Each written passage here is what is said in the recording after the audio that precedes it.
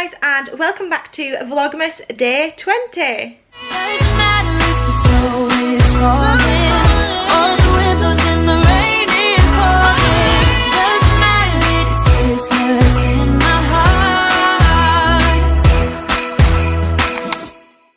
And today I am going to be doing a bit of a what do you call it? One hit wonder? One shot vlog. What would you call it? One take vlog. And I'm going to be sharing with you my top tips to survive your first year of marriage. So you'll probably know that me and Lee have just this weekend celebrated our 1 year wedding anniversary, which is super exciting because we beat the odds, and apparently it's super common for most relationships to break down within the first year of marriage, which me and Lee couldn't really understand why, because if you're getting married, surely you know each other like inside and out. Well, we did anyway, didn't we, Lee? We did. We did, just chirping from behind the camera. Yeah. Yeah, like we pretty much knew everything about each other anyway. It wasn't like we'd only been dating for like a year or two and then we got married and then we found out more about each other. We were together for almost 6 years before we got married. Together for 4 years before we got engaged, which Lee thought was the right amount of time. I could have got engaged to him sooner. But everyone like has a different timeline and a different time scale, so whatever's good for you. But yeah, we got to know each other a lot before we jumped into marriage, so I think that's personally what everyone should do. So anyway, back onto the tips. So the first, Loki's going to join me apparently as well. So the first piece of advice I have is to never go to sleep on an argument. Now this is one that everybody tells you to do, and Lee's sat there nodding his head now, because everyone tells you this. You should never go to sleep in an argument. You should stay up all night and fight it out, not literally, but with words. So yeah, me and Lee, we don't really fight over things. We'll have different opinions, and that's mainly because I have quite a strong opinion, and then sometimes Lee doesn't have as strong of opinion as stuff, do you, Lee? You're quite relaxed, aren't you, about things? So then because I have a really strong opinion about some things, we'll just have a difference in opinion, and that's okay. But if that goes further and it gets like a bit heated, we will make sure that we stay up and discuss it, so that you never go into sleep, you never roll over and like cry or you're upset or anything like that, because then you've not fixed the problem, and then in the morning it's still there and you'll just feel a bit sad and resentful that you didn't say sorry, or that you're not on the same page, and it just carries it over into another day then. So you should always stay up and talk things through. Most things can be talked through. Sometimes to get on the same page you need to have a discussion about things, and sometimes as well it's just the way people word things. So you might find, we've often found, haven't we, Lee, that sometimes we mean the same thing but we'll just say it differently, and I'm like, well yeah, that's what I mean, and you're like, well yeah, that's what I'm saying. We don't find out for like 20 minutes. Yeah, so we'll be meaning the same thing, but we'll just be going about it a different way. So by talking, you find out you actually are on the same page anyway. What's another tip, Lee, that you've got? Oh man, I didn't know I was under pressure. Well, it's just collectively for us. I think a good one to survive the first year of marriage, so for people that are maybe currently engaged, is to take the time to make sure that you're both on the same page. In regards to life? Yeah, life path you want to be on? Like now me and you were going down like the entrepreneurial route, yeah, and we're both kind of on the same page there. We're like on the same page with kids. We're on the same page with, well, kind of dogs. You know, I've had 2, you have 3. So yeah, I think like just to take that time, like what you were saying at the beginning about we took a little bit longer to get engaged. Yeah. Find out what each other actually want from life, and make sure you want similar things. Yeah, I think sometimes people rush into it too quick. And then that's the reason why. That's very true, yeah. So me and Lee know that we want the same things out of life. Like, we know we want children, and we're probably going to have like similar parenting styles, and we have the same beliefs.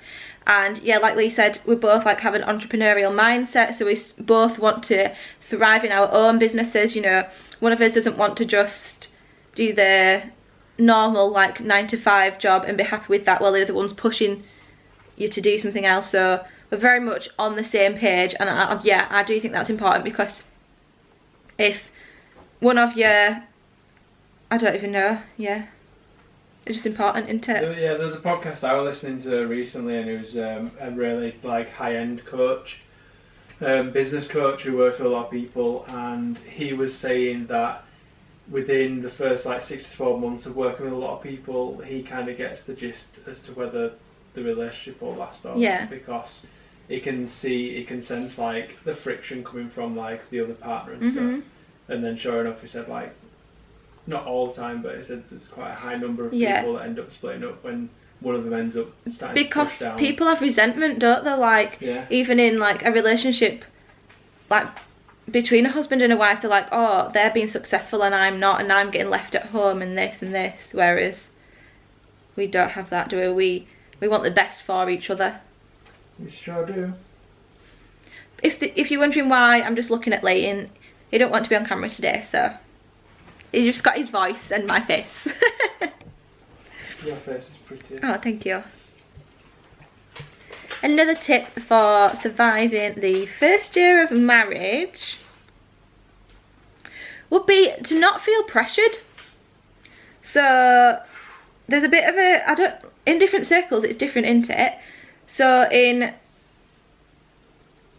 I don't know, in the traditional sense, you're meant to date, get married, well, buy a house, get married, have a baby, do this, do this, do this.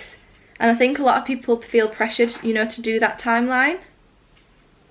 And you shouldn't feel pressured, you should do whatever's right for you. Yeah, I'd agree there. I think that's a really good piece of advice. So you shouldn't feel like you need to live somebody else's life. Yeah, you shouldn't feel like you need to live someone else's life. You should do the timeline that's right for you and your partner. Like, don't worry about what other people think. It's your marriage and you know what's right for you.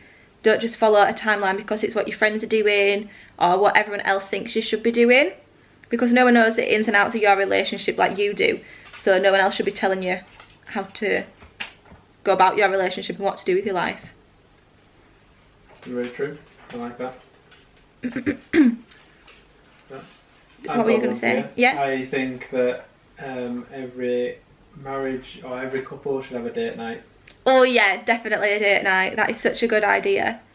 Because it is easy when you get married to just relax a little bit more, isn't it, I'd say. So, you know, like you think, oh yeah, I'm happily married now.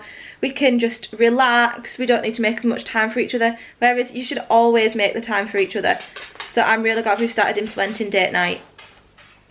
Because it's time where it's just us. And we know that we're making that time each week for us, and it's date night tonight. Because life is busy. Life is busy, yeah.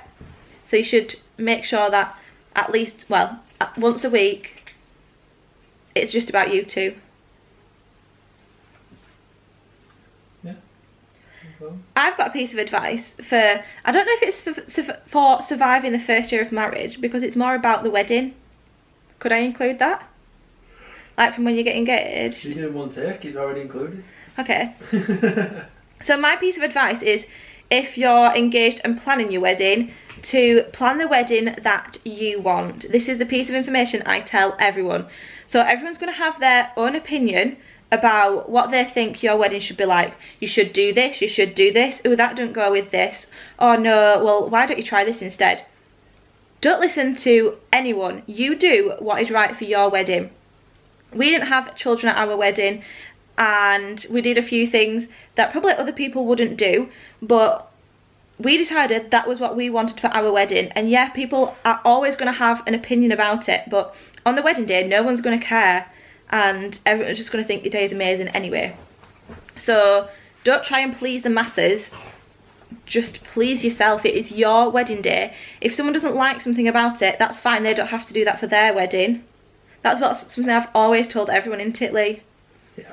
Where people are like, oh, well, I'd quite like this, but I don't know if so-and-so will like it, or my mum won't like that. I'm like, well, it's not their wedding. Like, you do it for your wedding. They can do whatever they want for their wedding. So that's my piece of advice to newly engaged. I like it. And that also goes along with the first year of marriage, because then you're not looking back thinking, oh, I wish I'd done my wedding like this.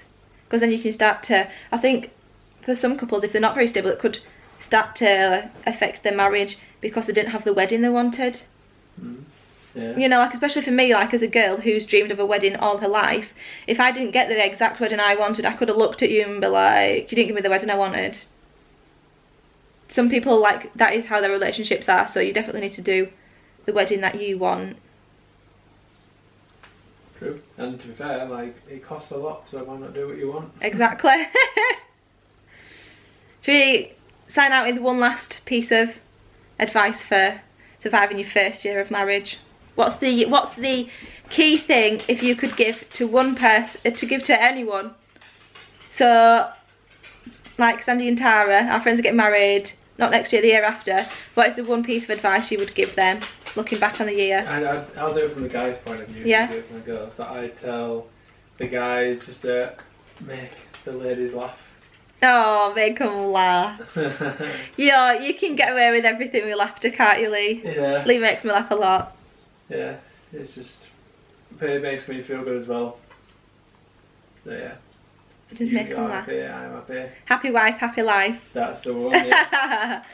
Yeah, and I think my piece for the girls would to be, oh, if I could offer one piece of advice, what would it be?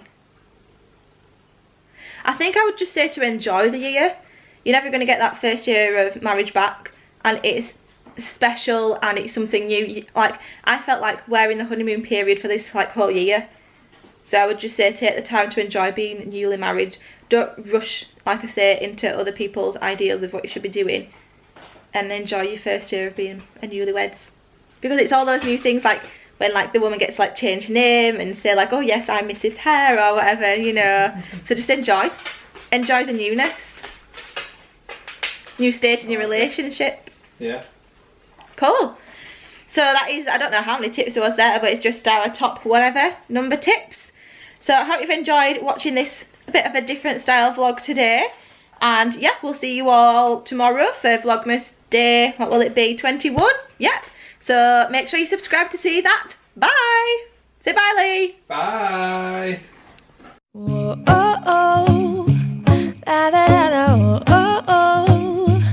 Da, da, da, da, oh, oh, oh. Da, da, da, da. Making our Christmas memories.